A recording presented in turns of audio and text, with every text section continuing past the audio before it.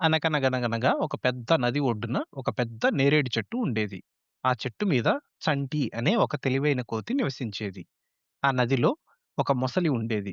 రోజు చంటి నది ఒడ్డుకు వచ్చే మొసలికి తన చెట్టుకున్న తీయని నేరేడు పండ్లను కోసి ఇచ్చేది. అలా వాళ్ళిద్దరూ చాలా మంచి స్నేహితులయ్యారు. ఒకరోజు మొసలి కొన్ని పండ్లను తన భార్య కోసం ఇంటికి తీసుకుని వెళ్ళింది. ఆ తియ్యటి పండ్లు తిన్న మొసలి భార్యకు ఒక దురాలోచన వచ్చింది.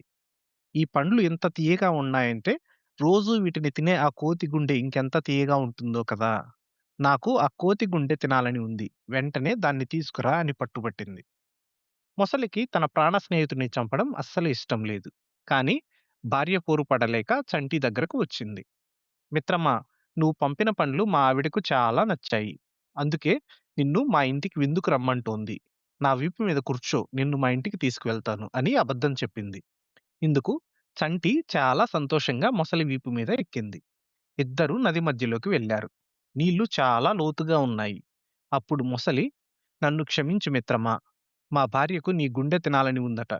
అందుకే నిన్ను చంపడానికి తీసుకువెళ్తున్నాను అని అసలు నిజం చెప్పేసింది. ఆ మాట వినగానే చంటికి ప్రాణాలు పోయినంత పనైంది. కానీ భయపడితే లాభం లేదని వెంటనే ఒక అద్భుతమైన ఉపాయం ఆలోచించింది. మొసలితో నవ్వుతూ, అయ్యో మిత్రమా, ఈ విషయం ముందే చెప్పాలి కదా! నేను స్నానం చేయడానికి నదికి వచ్చేటప్పుడు నా గుండెని తీసి భద్రంగా ఆ చెట్టు తొర్రలో దాచిపెట్టి వచ్చాను. ఇప్పుడు నా దగ్గర గుండె లేదు. నన్ను వెనక్కి తీసుకెళ్ళు. నా గుండెని తీసుకొని వస్తాను అని చెప్పింది. తెలివి తక్కువ మొసలి ఆ మాటలు నిజమే అని నమ్మింది. అలాగా, అయితే పద, వెళ్లి నీ గుండె తీసుకుందాం అంటూ కోతిని మళ్ళీ వెనక్కి చెట్టు దగ్గరకు తీసుకువెళ్ళింది.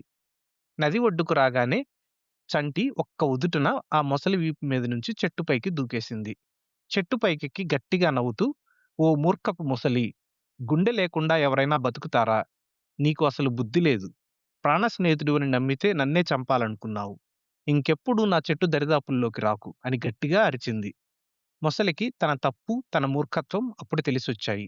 తలదించుకొని ఏడుస్తూ అక్కడి నుంచి వెళ్ళిపోయింది. అలా చంటి తన తెలివితేటలతో ప్రాణాలు కాపాడుకుంది.